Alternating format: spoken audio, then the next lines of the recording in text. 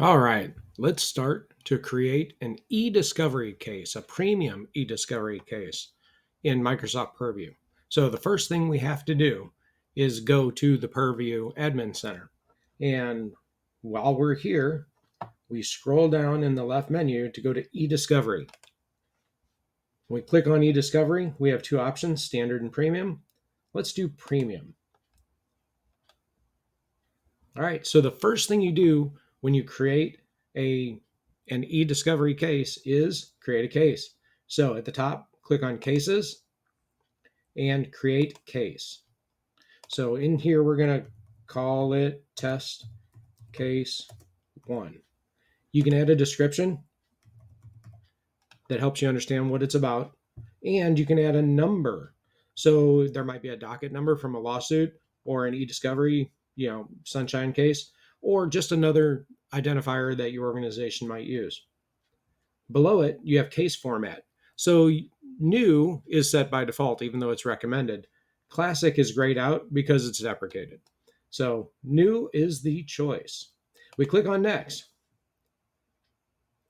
So inside here, we add who we want to be and have access to this case. So we can add multiple users or groups, and these are the people that have access to this case, can see the results, get in there and check out what's going on.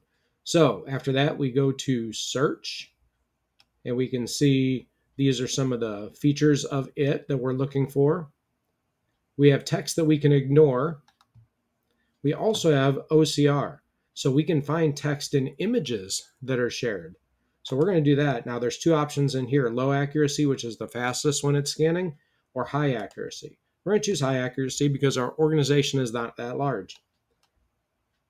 And click next. Now we can review the case and submit. And what this is going to do is it is going to create the case that we can then start our investigation for eDiscovery.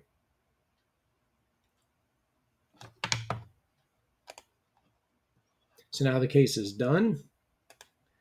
And when we go to cases, we will see that when it's looking at cases, test case 1 is now created.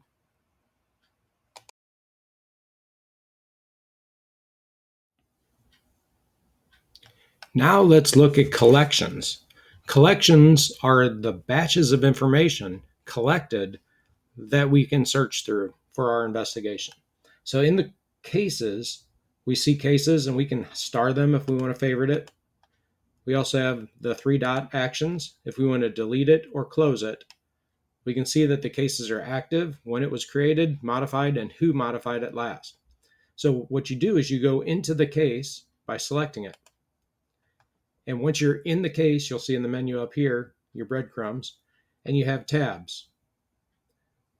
So settings is what you set up in the case, but you can go in and edit it if you need to.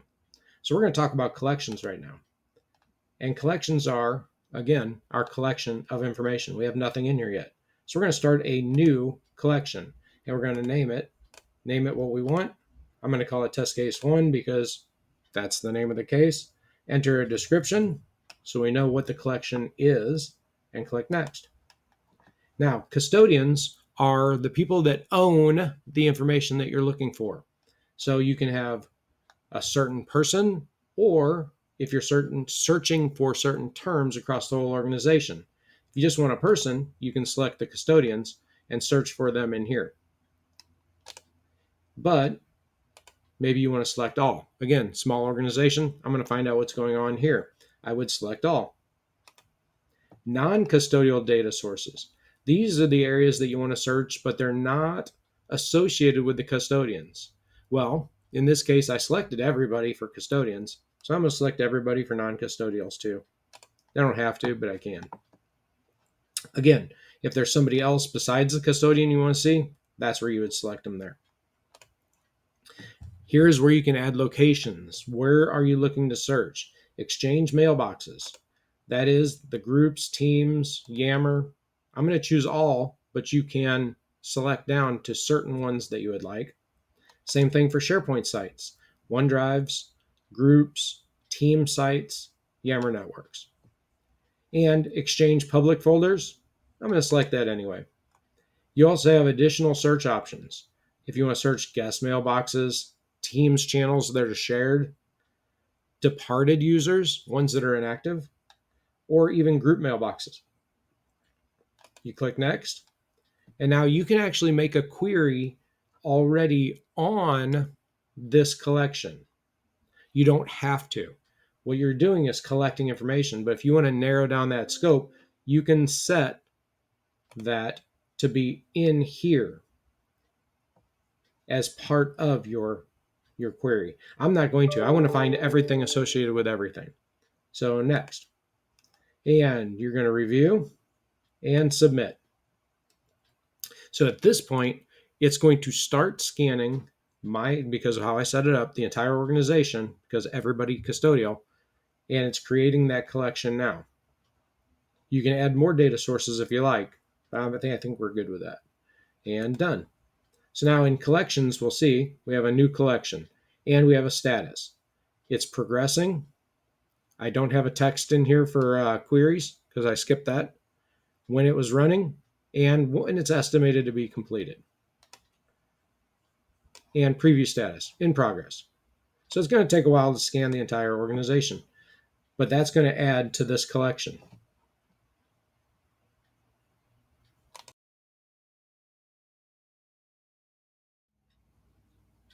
Next, let's talk about holds.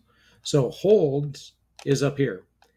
What a hold is it will create a hold on a custodian. Without a hold, they have the ability to delete stuff. So if you're searching for items and they delete it, you're not going to find it. But if you place a litigation hold on there, it'll preserve that data. So they can still delete it, but it's not going anywhere on the back end. It's still searchable and accessible. So to do that, you come over and hit create and you enter a name,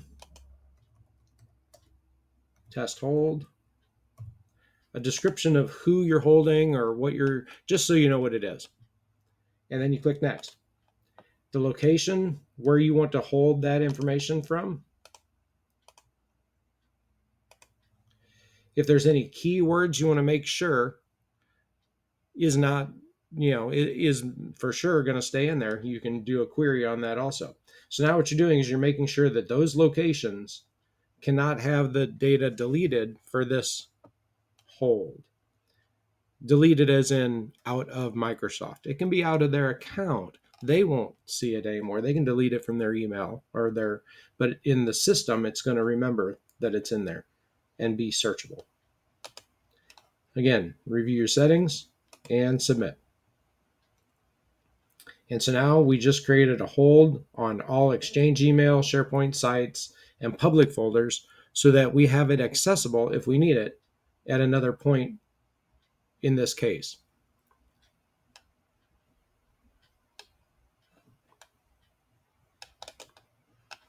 All right, now it is succeeded. So we click done and we will see test hold is listed in here. All right, selecting it. And that is how you create a hold.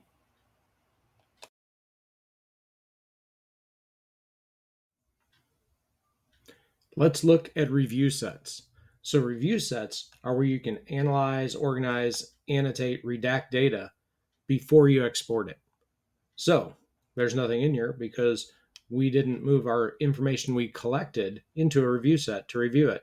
So let's go ahead and add a review set. So we're going to name it test one, put a description here if you like, and add. So now we've created a review set,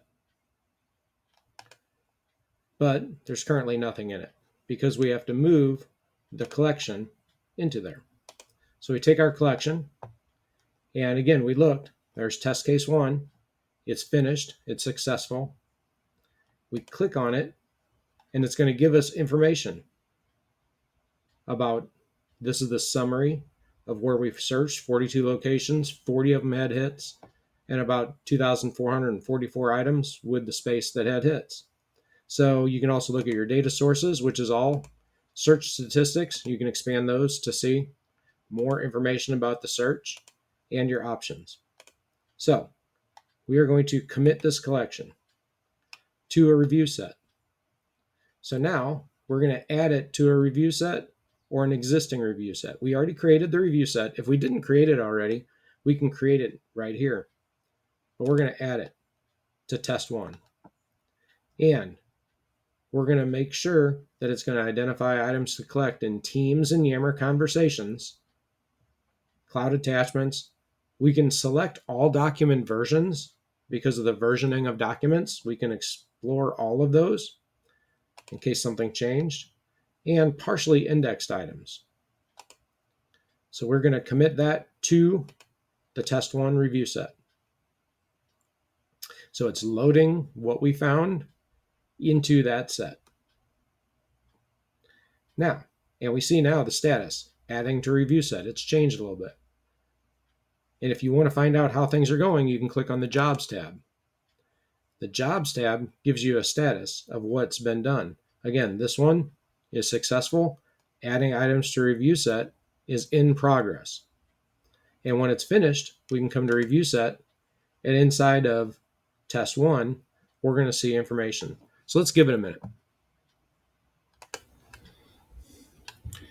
All right, now the items are added to the review set. You can see it took about 17 minutes. And in the Jobs tab, it shows successful. So now we can go to the review set. And inside here, we'll see the review set we created, and it'll have the collection inside of there that we were looking for. So now we can open that review set. And as we look in this, we can add filters, or it gives us all the information that we are looking for. So we can take this document, click on it, and it'll let us preview what is inside this document.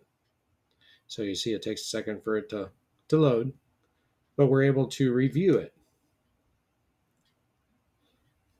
Same thing for emails. Click on this and we see our attachments. So we could annotate that document, and it gives us a new menu up here. Select text, drawing, annotation transparency, and with the drop down, we can see an area redaction. So I can click area redaction, and we can highlight an area, and now it's redacted. And that's automatically saved. So if I click on something else and then go back, you can see it's still redacted. So it saves that as part of the information field in this data set. And so this is how we can analyze our review set. We can go through and review all the files, add a filter in here if we want to analyze it for something specific or towards something specific or a certain area. And we can see what pages we're on as we go through. And that is review sets.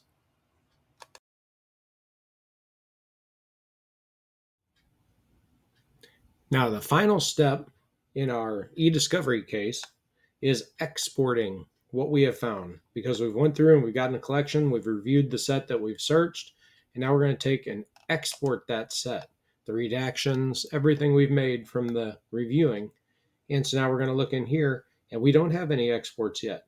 So this is where we manage our exports, right? So what we do is we jump over to our review set where we were, and we take this and we go to exports. And inside exports, we see that we haven't exported any items, so we can start an export. Again, we see our review set, and we can find the documents we need. We've already selected the ones we've wanted to export, right? And then up here, we can see we can overview them, we can analyze them, we can commit redactions to PDF, add another review set, tag them, and we can manage them.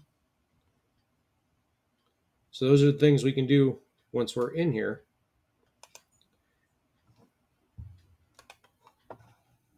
So now that I have these items selected, I come up to actions and I can commit those redactions and everything to the PDFs. And that is making sure everything is finalized. Again, now a job is created. So I can come back up, check my jobs. We see that those redactions I have is turning it all into PDFs. And you can hit refresh if you want to update the status or just wait for the job to be done. There we go. Now the job is successful. So let's go back over to our review set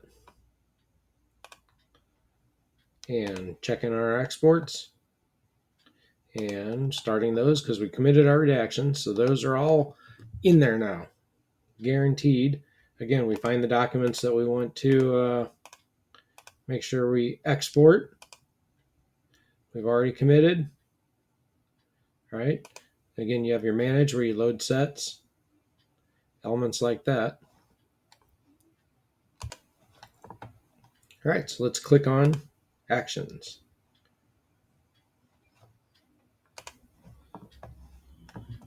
All right, so now that I have these highlighted, I'm going to click the actions tab and it's going to open up export now. So I click export and this comes up. I'm going to say test, describe it, select documents only, all filtered documents, all documents in the review set, just the selected documents that I want to export. And report only, condensed directory, loose files. I'm going to say loose files and export. Now you may have noticed that that option was not available earlier. I had to go in behind the scenes and make sure that this account has that role, the eDiscovery manager or administrator role, to be able to have that export ability. So just note, make sure you have the eDiscovery export manager or administrator role, which can be assigned in Purview to the user that's doing this. So even though you're a global administrator, you can't export if you don't have that. All right, so we've exported those. So now if I come back up to the case, I click on exports, and we now see that file. So I have this highlighted, and I can download it. Okay, I can click on it. Okay, no description provided. It's still in progress. So let us look over here at our jobs. And we see it's still in progress, so we can't download it yet. Now you can see the job is successfully completed. So we go back to exports and we click on what we're looking to do. And there we go. So successful export packages. We can highlight what we're looking for, the summary and the zip, and we can download it. And now it's going to give us a prompt. And there's our downloads, which you can't see because it's a pop-up window. We can download the zip file. And that is how you can export.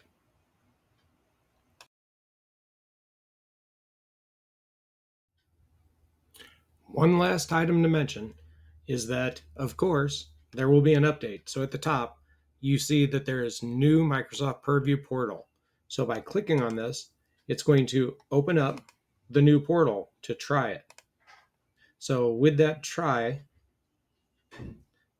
we are going to see that it's a little bit different visually, but the features are all the same. So inside here, we see that we have resources and it's organized a little bit differently. So we have to find out, view all solutions, and we have to find where we're looking for with eDiscovery. And now it breaks it out. So we're on the eDiscovery page, premium overview. The cases are still there, but one other feature is we have content searches that we can run just a search and export on content without having to create a case. We can do a search and we can say a new search and we can dive into friendly name next because we're creating a search. and we're saying, where do we want to search? So it's almost like the looking at the custodial content where we're doing locations and conditions and searching for it, submitting it, and then being able to analyze that on its own. So we're searching that, submitting it. So it's a nice little feature that it has. It's outside of the case area. You can still click on the cases and get to the same tabs and information you had before, but understanding that we have a search ability here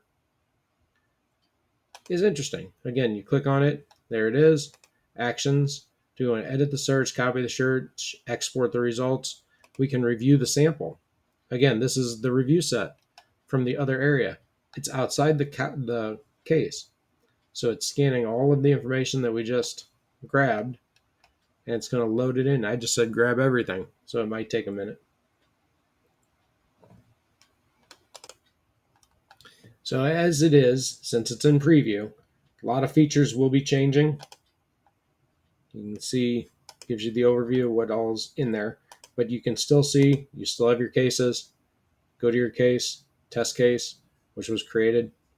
Clicking on it opens up that same interface where it loads that case with the information across the top as well. So this is the preview version of it with some extra interesting features.